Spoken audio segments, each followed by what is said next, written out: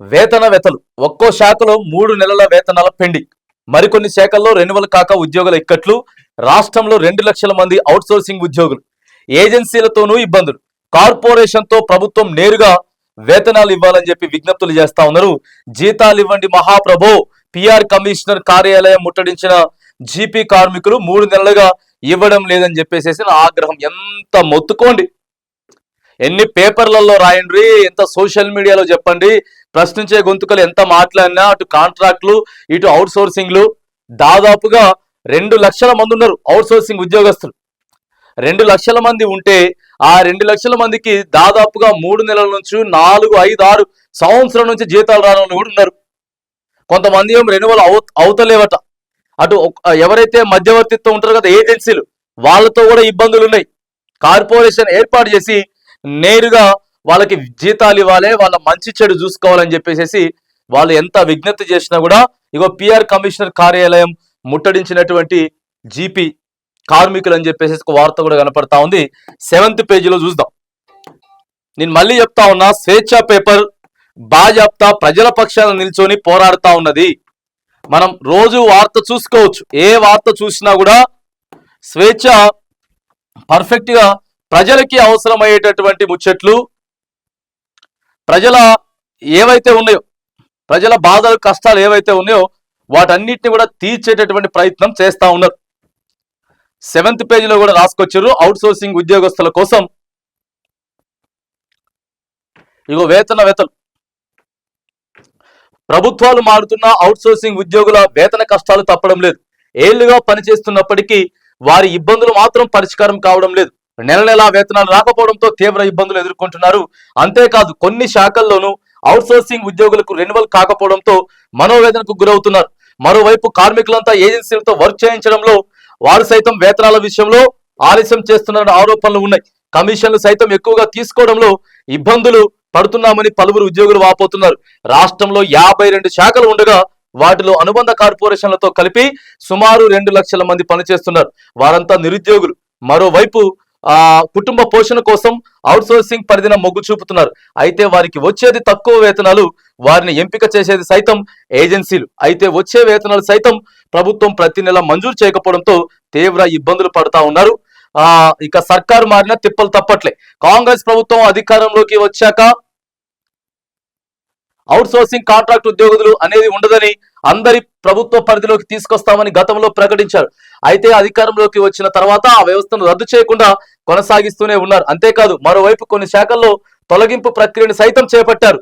Commercial department లో తాత్కాలికంగా పనిచేస్తున్న 95 మందిని, ట్రెజరీ డిపార్ట్మెంట్ లో 70 మందిని, ఆడిట్ శాఖలో 14 మందిని, ఎక్సైజ్ శాఖలో 40 మందిని, డిగ్రీ కళాశాలలో 30 మందిని, టీఎస్డిఎల్ఐ డిపార్ట్మెంట్ లో 20 మందిని, రిజిస్ట్రేషన్ శాఖలో 155 మందిని ఈ మధ్య కాలంలో తొలగించింది ప్రభుత్వం.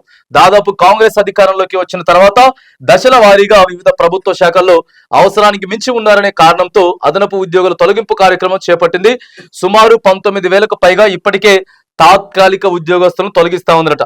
జీవితం భారంగా మారి ఇబ్బంది. ఇక అవుట్ సోర్సింగ్ ఉద్యోగులకి రెన్యువల్ లేనే లేదు అనేటటువంటిది చాలా దారుణంగా ఉన్నది పరిస్థితి. నెలల తరబడి వేతనాలు పెండింగ్ లో, సీనియారిటీని బట్టి 10,000 నుంచి 22,500 వరకు వేతనం అందుతా ఉందట. వాళ్ళకి ఏం సరిపోతుందండి అది. ఇదిలా ఉంటే కొన్ని శాఖల్లో పనిచేస్తున్న అవుట్ సోర్సింగ్ ఉద్యోగులకు రెన్యువల్ చేయలేదు. టెక్నికల్ ఎడ్యుకేషన్ లో పనిచేస్తున్న వారికి రెన్యువల్ ఇంకా రాలేదు. టౌన్ ప్లానింగ్ డైరెక్టర్ కార్యాలయంలో పనిచేస్తున్న వారికి సైతం రెన్యువల్ లో ఆర్డర్ రాలేదు. ఇలా ఇంకా కొన్ని శాఖల్లోనూ రాకపోవడంతో ఉద్యోగంలో ఉన్నట్లా లేనట్ల అనేది అవుట్ సోర్సింగ్ లో పనిచేస్తున్న వారు మానసిక ఆందోళనకు గురవుతున్నారు.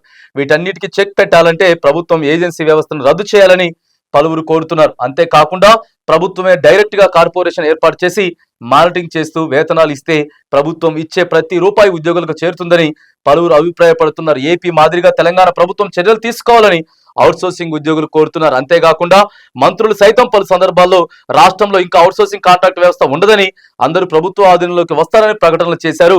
సో ఇది కథ. అటు ప్రజాప్రతినిధులు కావచ్చు, ఇటు వీళ్ళంతా కూడా మంత్రులు, ఎమ్మెల్యేలు అందరూ కూడా ఆందోళన బాట పడతారట. అవుట్ సోర్సింగ్ ఉద్యోగస్తులు 2 లక్షల మంది ఉన్నారు. వాళ్ళకి రెన్యువల్ చేయలేదు, జీతాలు ఇవ్వట్లేదు, కొంతమందిని పీకేస్తా ఉన్నారు. ఒక్కటే ఒక మాట చెప్పుర్రి, ఇక అవుట్ సోర్సింగ్ కాంట్రాక్టర్లు ఉన్నారు, వచ్చిన తర్వాత అందరూ ప్రభుత్వ ఉద్యోగులతో సమానమే అని చెప్పిరా చెప్పలేదా? చెప్పి 18 నెలలు అయిపోతా ఉన్నది. ఇంతవరకు కనీసం సరే ప్రభుత్వ ఉద్యోగంలోకి వాళ్ళని తీసుకోకపోతే తీసుకోపోయారు, నెల నెల జీతాలు ఇచ్చేసేసి వాళ్ళకు ఒక కార్పొరేషన్ ఏర్పాటు చేయొచ్చు కదా. ఏర్పాటు చేయకపోగా దాదాపుగా 19,000 మందిని పీకేసే ప్రయత్నం జరుగుతూ ఉందట. గత 10 ఏళ్ళు 15 ఏళ్ళు 20,000 నుంచి వెళ్ళి 10,000 12,000 14 16 18 20,000 రూపాయలతో జీతాలు చేసుకుంటూ వస్తూ ఉంటే వాళ్ళు ఇలా ప్రశ్నార్థకంగా మారిందా? మీరు ఇందిరమ రాజ్యం అని చెప్పి ప్రజా ప్రభుత్వం అని చెప్పి ఏది ఏమైనా కానీ మిమ్మల్ని ప్రభుత్వంలో పాలి భాగస్తులు చేస్తామని చెప్పి ఇగో ఇంత పెద్ద వార్త ఇవాళ అవుట్ సోర్సింగ్ ఉద్యోగస్తుల గురించి చూస్తూ ఉన్నాం. రోజు ఏదో ఒక సందర్భంలో ఏదో ఒక వార్త కనబడతా ఉంది. ఎట్లా కుటుంబం నడవాలి, ఎట్లా పొట్ట నింపుకోవాలి, కనీసం రోజువారి బండి నడవాలి కదా.